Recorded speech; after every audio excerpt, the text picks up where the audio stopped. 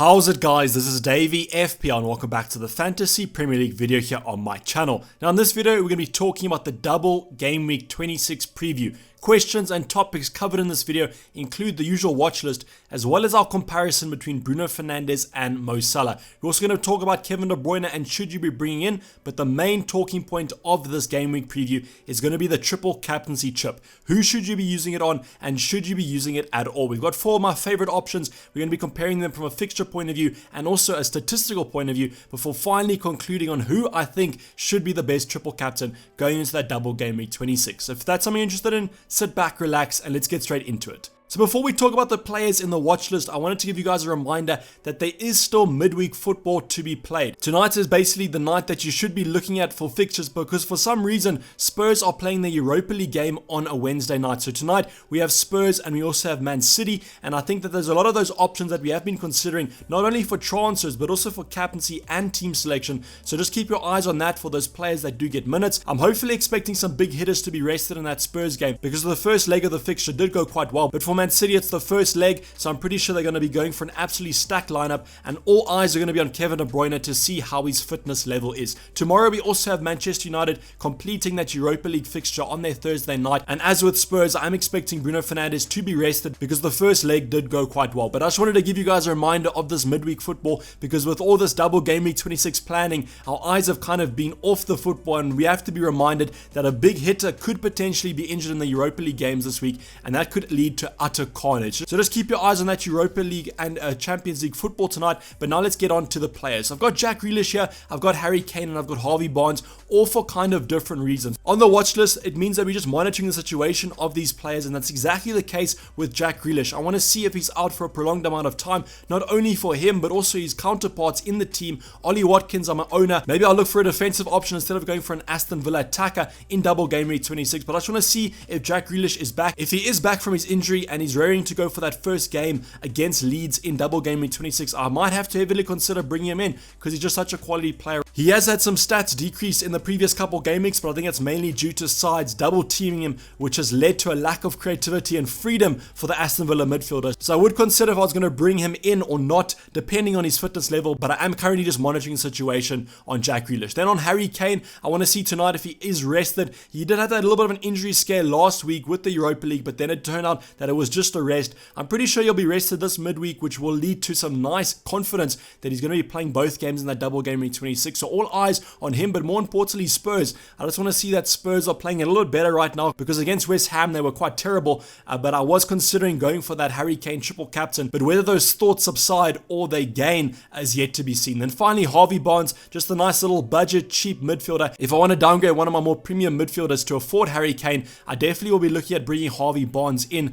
as he's on my watch list as well. And also a reminder that Leicester do have a Europa League fixture as well, so we want to see that he comes out of that fit and raring to go for double game week 26. But enough of the watch list, let's get on to the main talking points. So the next two talking points, Salah versus Bruno, and then also talking about Kevin De Bruyne, have come straight from that double game week 25 preview because these talking points are still here and we have to still think about them. So I'll be giving you my updated thoughts on these two talking points, starting with Mo Salah versus Bruno Fernandes, and this is such a hard debate to do. My own personal reason for this debate is that if I want to afford Harry Kane, I have to downgrade either the Egyptian or the Portuguese midfielder to afford Harry Kane in that front line. So between Salah and Bruno, not a lot between them. It's such a hard debate to split these two premiums. On the form side of things, I definitely think that Manchester United are in the better form. I think that every team practically in the Premier League is better than Liverpool at the moment in terms of form. So on the form side of things, I have to give it to Bruno Fernandes and Manchester United. But then in terms of the fixtures, I mean, those United fixtures look absolutely terrible. Chelsea this game week, although they do have a double with Crystal Palace,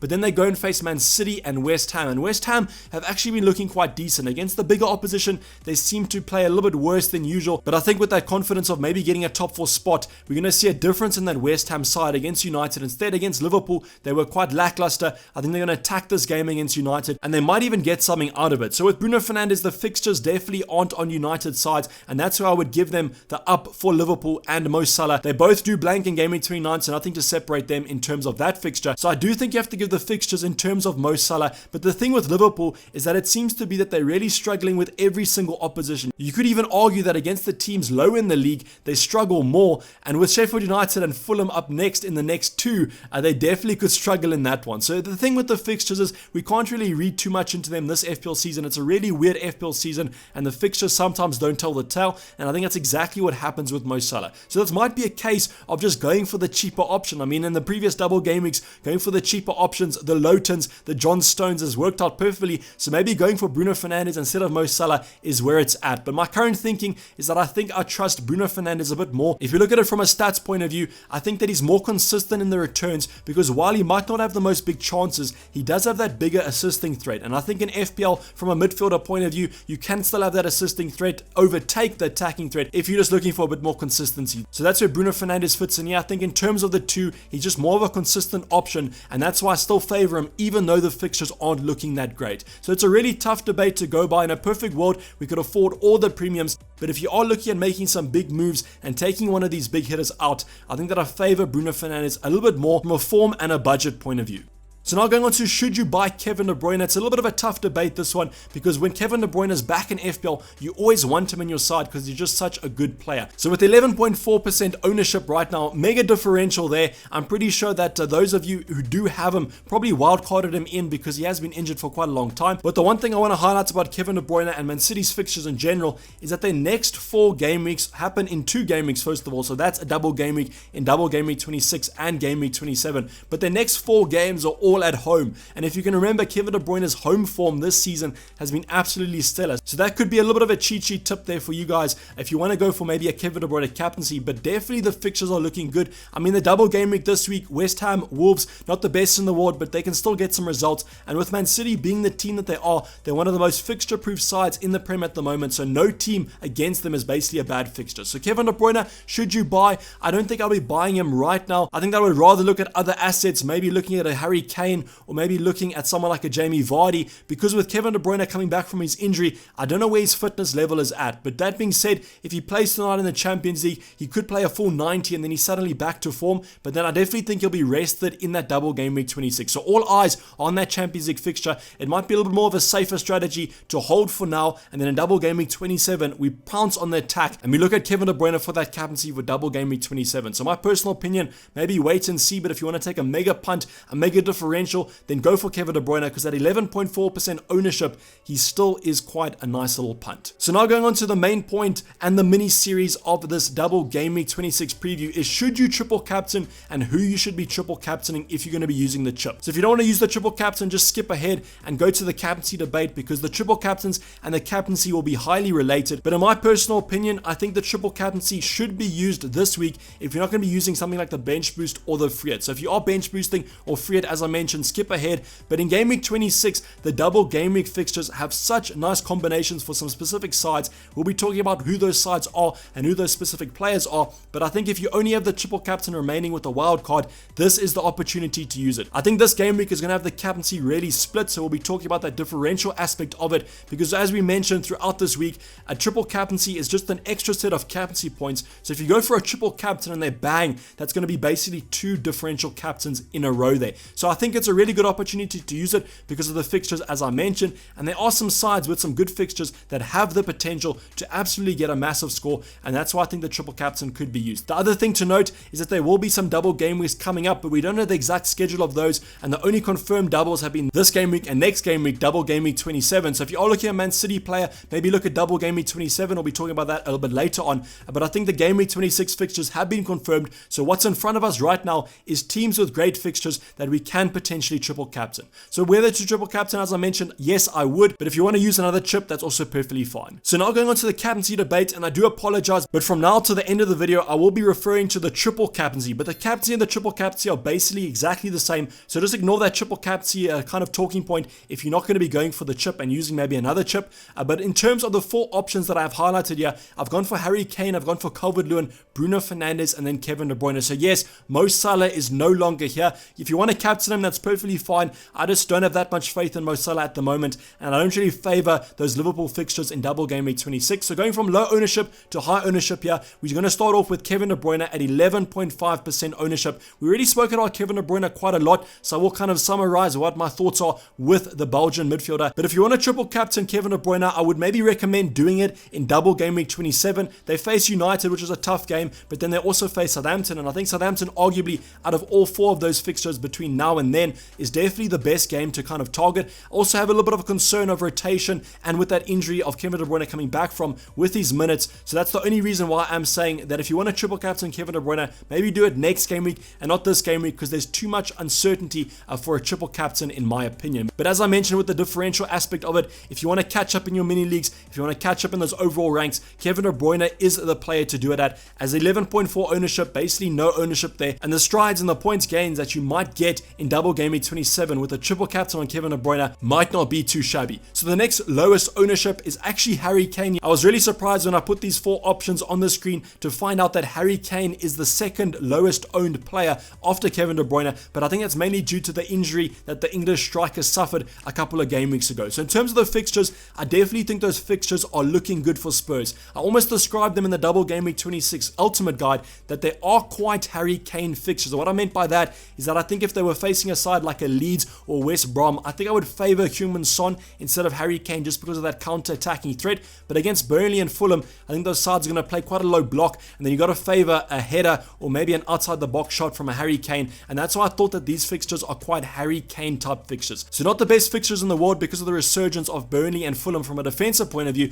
So I do think these games are going to be quite close, but I mean a 2-0 from Spurs with a Harry Kane goal or two is definitely not too shabby for a triple captaincy option. The only thing about Harry Kane that kind of leads me to maybe not want to triple captain him is that if I do want to afford him, I mentioned that I have to lose one of Bruno Fernandes and Mo Salah, and with those players being so highly owned, this is definitely a punt to go for and a mega risk. But at this stage of the season, quite late on in the season, maybe it's worth taking the punt, and I definitely think that Harry Kane triple captain could lead to some good points. So the next player is Dominic Calvert-Lewin at 37.1% owned. I was really happy that I managed to hold on to DCL over this little bit of an injury scare because the fixtures in double game week 26 are absolutely marvelous. Southampton at home and West Brom away. So the thing with DCL is that I don't think it's really been the form of Everton because they've been a little bit hit or miss. I mean, they had a really good result against Liverpool, which I'm pretty sure is going to lead them to some confidence, but it's basically been the opposition that they're facing. Southampton have had a massive regression, not only in terms of form, but also defensively, so they look quite shocking. And last night against Leeds, my eyes kind of lit up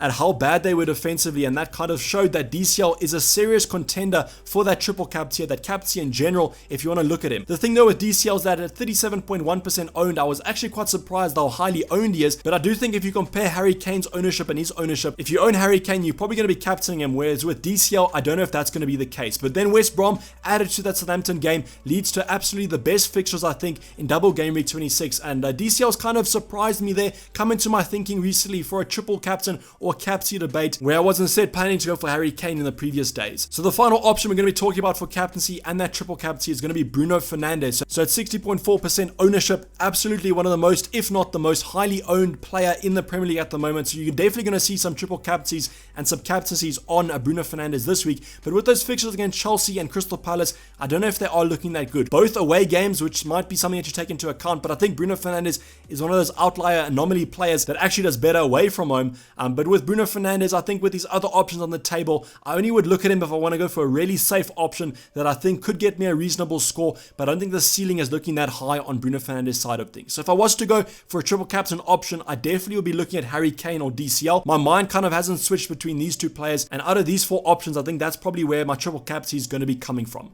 So let's get into a little bit more in-depth analysis onto the fixtures, and this is exactly why DCL has come into my thinking. So what I did was I went to fantasyfootballhub.co.uk and I went to their fixture ticker and I sorted it according to the difficulty of those double game week 26 fixtures. And as you can see at the top there, Everton with a 2.6 rating against Southampton and West Brom, and I can really not argue against that. The next team is actually quite surprising. It's West Bromwich Albion, and I don't think I'll be going for any of their options from a triple captaincy option, but also Man City are actually quite low there. Spurs are definitely higher than them with that Burnley versus Fulham game. Not too much separating these two teams, but I think you can see that out of the fixture point of view, Everton and Spurs definitely have some of the best games, with Everton leading the way by quite a large margin. So now going on to a stats comparison between the two players I previously mentioned as my two favorite triple captaincy options, Harry Kane and it's also Dominic Calvert-Lewin. So DCL is in Everton blue, and then Harry Kane is in red there. And as you can see, DCL stats, and although both these players have been injured in the past, I don't think this is quite a good comparison because of those injuries. But you can see there, DCL is leading the way on big chances and expected goals by quite a good margin there. Harry Kane only bests him in terms of shots and shots in the box, which is actually quite interesting. I think since Harry Kane's come back from his injury, we have seen a shift in his role. Not really the attacking assister that we come to expect this season, and he has seen a larger production in those shots. So we have seen a little bit more of a position change for Harry Kane. I think it's going to continue against Burnley and Fulham because of that low block, and I'm expecting some good stats out of Harry Kane. But I mean, with DCL, those stats are looking really good from his point of view, and with Southampton and West Brom up next, I mean, those stats should continue, and I'm expecting him to absolutely bang. So in terms of these two comparisons, I think that stats is definitely on DCL's side of things, as those shots should increase over the poor defenses of his next two opposition. So now going on to a little bit of a comparison, because I felt bad leaving Mo Salah out of our captaincy decision, and you guys might actually want to go for him. So what I did was I included Mo Salah in this debate. I compared DCL in blue to Mo Salah in red, getting nice color combinations there for these two sides respectively. But I wanted to show you that Mo Salah's stats have actually been really good. Although Liverpool have been absolutely dreadful in terms of the form and the results, Mo Salah's stats have kept up to them. XG, big chances, shots in the box. Only thing that's kind of lacking there is shots on target, which DCL does have a lot more of, but you come to expect that from Mo Salah, kind of a shoot on sight, not really the most accurate striker of the ball. But in terms of the stats, Mo Salah does look good here. And I mean, Sheffield United, although their defense might be more solid, their stats are quite bad from a defensive point of view. So definitely target that Sheffield United game if you are going to be looking at a Mo Salah captain. But it's that Chelsea fixture that's kind of putting me a little bit off there. The top 6 clashes, inverted commas, have been really close this FPL season, so I'm not expecting too many goals in that one. And then also with the Sheffield United game, I'm not expecting them to be beat 3-0, 4-0, and that's why I think that in terms of the odds there, I think that DCL has a better opportunity and a better higher ceiling.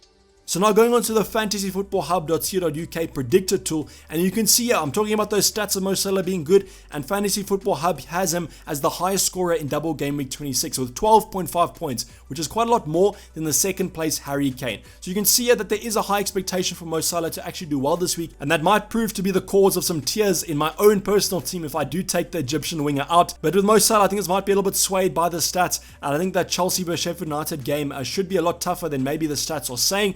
We have Harry Kane up next with 11.1 points, and then Sterling. So Sterling has been a player that we haven't really talked about. We've talked about Kevin De Bruyne mainly because I do think from an attacking point of view, it's probably their best outlet aside from Gundogan. But with Sterling, if you're considering Kevin De Bruyne, you might consider Sterling as well, as he might be guaranteed a little bit more minutes than Kevin De Bruyne. But there always is that rotation risk. So I think Sterling is more of a captain player, but maybe not a triple captain player just because of that rotation risk. Whereas with Mo Salah and Harry Kane and players like DCL, they're basically guaranteed to play the majority of minutes in both those fixtures. Also a player that is quite highly rated on the predictors, Jamie Vardy. So Jamie Vardy hasn't been someone that we've mentioned, but with Burnley and Arsenal, those fixtures could also be quite good for the English striker and Leicester overall. The one thing about him is that I do think that James Maddison could be injured for double game week 26, and I think that's going to heavily influence that Leicester attack because James Maddison is just having such a good season, and from a creative and attacking point of view, just leads to so many chances. That's the only thing about Jamie Vardy, and why I didn't mention him in the previous wildcard drafts and the ultimate guides. A couple of people were mentioning him in the comments,